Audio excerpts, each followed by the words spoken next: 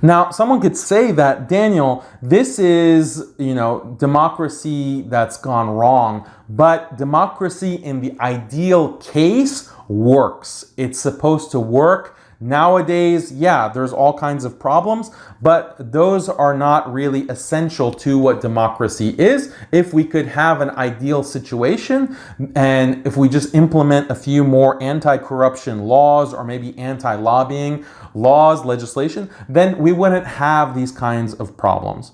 This is a counter argument. So as critical thinkers, we have to anticipate this counter argument and give a response. So my response, and maybe you can have a different response if you think about it, is that no, there is a fundamental problem here with democracy, because we have to ask, what are the laws of a democracy going to be based on?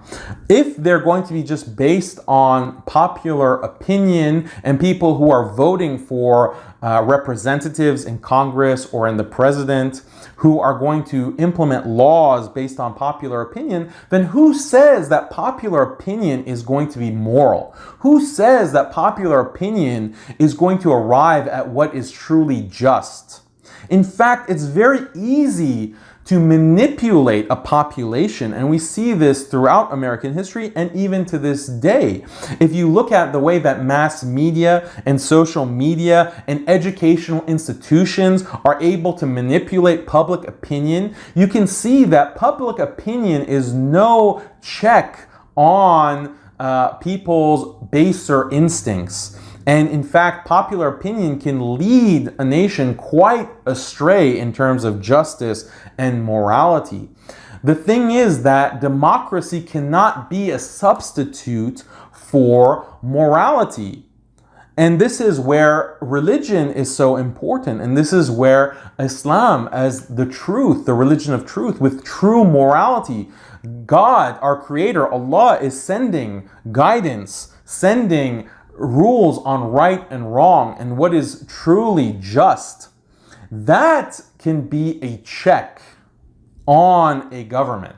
If you have a standard, an objective standard, then that can be used as a check to basically identify whether a government or a leader is making decisions that are good or bad, just or unjust.